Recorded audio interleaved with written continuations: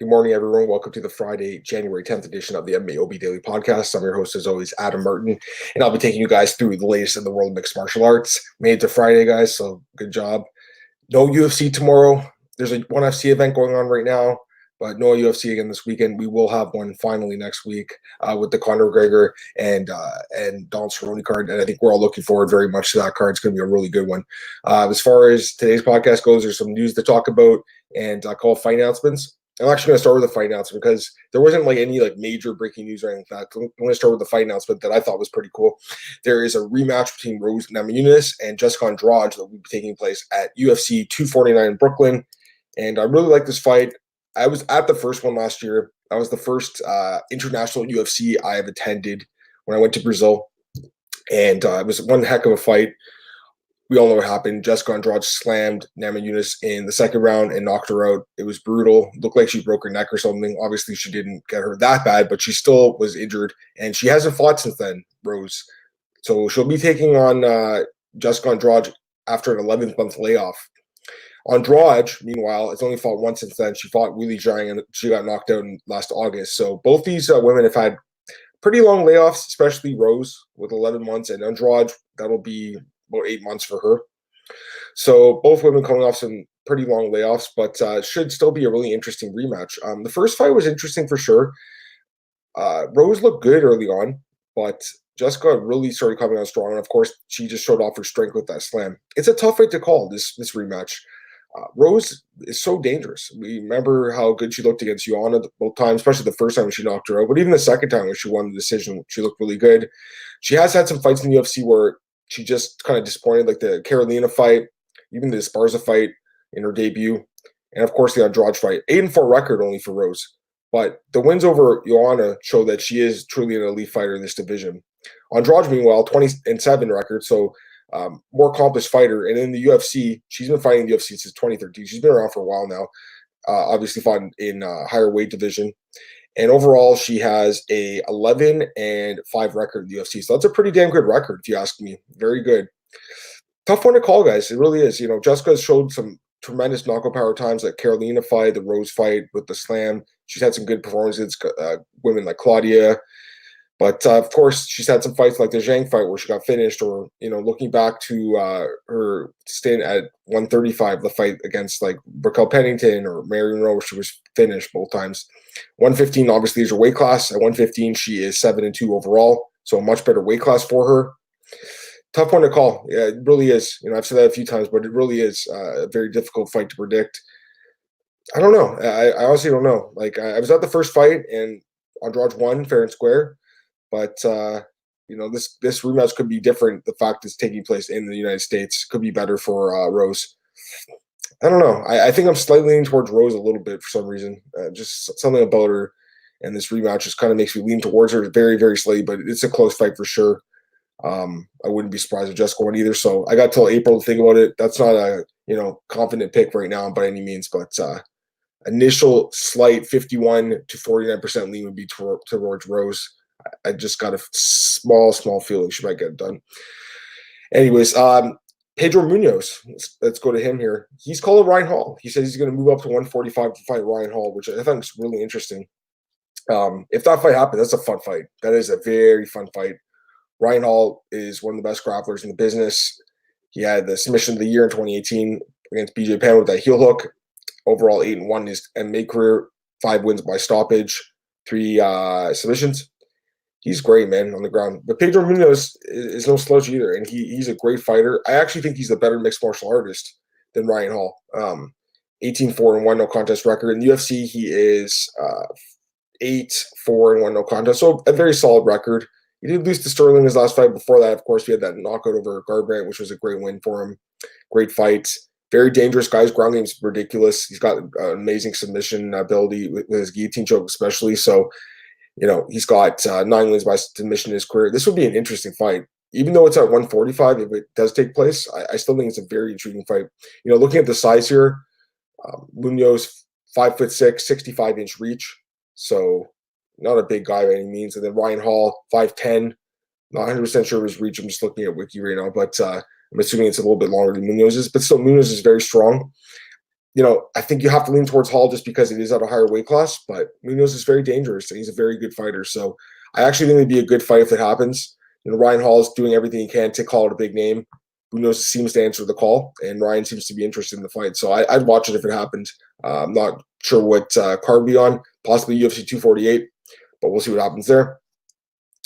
Moving on here, Jimmy Smith, former Bellator and UFC analyst, he criticized John McCarthy for his Michael Page and Anderson Silva comparisons. And, how can you disagree with him, really? Like, John McCarthy's comments were pretty ridiculous, if you ask me. Basically, I agree with everything Smith said. If you watch his podcast yesterday, he talked about it. I have the article at BJ Penn. Basically, his argument, it's a very good argument, if you ask me. He said Anderson Silva, at one point in time, was the number one welterweight in the world in his first 18 fights when he beat Hyoto Max Sakurai back in Shudo in 2001. And he also has wins over guys like Carlson Newman, who's a former UFC champion, Jeremy Horn, who's a legend. At the same time period, Michael Page's best win is Paul Daly. That's his only good win. It's true. I get Big John is part of Bellator's, commentary team, and he's going to be a little bit biased, but this was a ridiculous argument. It really was. Like, if you look at Michael Page's first 18 fights, again, his best win is Douglas Lima or Paul Daly. His best opponent has been Douglas Lima. He got knocked out by him. His other notable wins would be like Fernando Gonzalez, who's like a very average fighter, and Ricky Rainey, he was in the UFC and he just got cut. He's a very average fighter. David Rickles, very average, below average fighter. Some of these guys. So, for him to compare, Big John to compare the careers is just ridiculous. And Jimmy Smith's argument was Anderson Silva was the number one welterweight in the world when he beat Hyoto Max Sakurai. Michael Page has never been the number one welterweight in the world, and he's 100% right because Anderson was the number one 170-pounder in the world in 2001. And then, of course, he moved up to 185 in Cage Rage in the UFC. But you cannot forget what he did at 170. He had a really good run at 170 before he became the middleweight GOAT. So, again, John McCarthy's argument. I actually love John McCarthy. I think he's amazing personally. Just a knowledge of wealth and a wealth of knowledge, excuse me. And I just really respect the guy. He's been around forever. And generally, I really like his podcast with Josh Thompson. I think they do a really good job. They give some really good opinions and some harsh criticisms. But in this case, I agree with Jimmy Smith, and I think Big John deserved to be criticized because his take was absolutely ridiculous. And I think most of us are going to agree with that. Moving on here to the news, Kyle Bochniak's been released by the UFC. So unfortunate for Kyle. Pretty fun fighter to watch. His record is not great, though, and I can't blame UFC for really cutting him because they need to make spots open for guys coming off Contender Series. There'll be a new Contender Series this year, Contender Series Asia as well. So they needed spots open. His record is 8-5. It's not a great record, and the UFC was only 2-5. Having said that, he did have that war with to beat Magomed 2 years ago at UFC 223. Great fight of the night. He arguably gave Zabit his toughest fight. He also had some other, decent performances against like Hakeem Dawodu, lost a splitter to him, and he's a really good fighter as well. All of his fights went to decision in the UFC. He's never been finished. So he's a very tough dude, good chin, good cardio.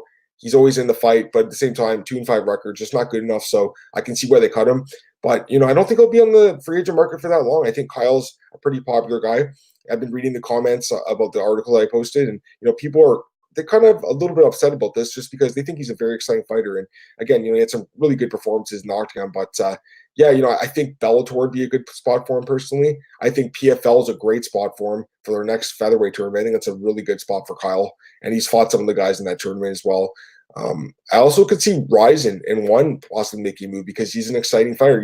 Darren Cruikshank went to Ryzen a few years ago, and they love him over there. So I think Kyle could be the very similar spot as Darren Cruikshank, and that he's like an American guy going over, and the Japanese people love to watch him fight. They like people with heart, and Kyle's got that. So, like he said in his Instagram post, the UFC runs over, but the dream continues, and he'll continue fighting. And I think that whoever picks him up is going to get a pretty good fighter.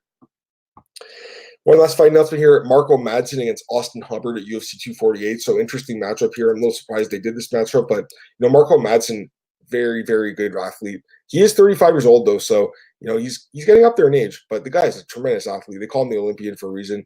He looked amazing in his UFC debut against Daniel Bellawardo. Of course, that guy's not very good, but still, he looked incredible in that fight. Overall, 9-0 in his career since making his debut in MMA 6 years ago. He is a tremendous wrestler, silver medalist at the 2016 Rio de Janeiro Games in Greco-Roman wrestling. So he's a very good wrestler. And his opponent here will be Austin Hubbard, who's a good prospect. And I'm a little surprised they are putting him against Marco Madsen here, because I think this is a tough fight for Austin Hubbard, who is, like, again, solid fighter, 11-3 record in the UFC. He's just 1-1, but the loss to Davey Ramos on short notice, and that's a very tough opponent. And he did beat Kyle Preplik, not a great win by any means, but still a decent win. So, for me, it's I personally like Marco Madsen in this fight just because of that wrestling. Like, how do you go against it? The guy is so good with his wrestling ability, but we'll see what happens there. But yeah, that website's actually that card, I should say, is looking pretty good. UFC 248. Again, we don't have the main event yet, but it looks like it's going to be Israel against Yoel Romero, and then you also have Zhang versus Yuan Jacek, Whitaker, Cannonier, Oliver Griffin, and a couple other fights like Cater Stevens, O'Malley, Corneros, Darius Close. That's a really solid card. Neil Magny, Jake Liang. That card shaping up to be good. Another Vegas card they've had. Well, they have the one in December. They have this one next week, and then March. So I think they're going to do probably 3 or 4 cards at least in Vegas this year, probably 4, which is cool. Obviously Vegas is the home of the UFC, but I think there's some really good cards coming up. So if you guys can get tickets to that card, I think that'd be a good one. I also noticed the tickets for that Nagano card in Columbus, really cheap, like $120 or something to sit cage side. That's super cheap. Like compared to like the Conor card, $300 for a nosebleed. That's really cheap. I know it's in Vegas and you can't compare it to Columbus, but still $120 for cage side seats to Nagano Rosenstruck. If you could live near Ohio, I would go to that card because that's pretty sweet.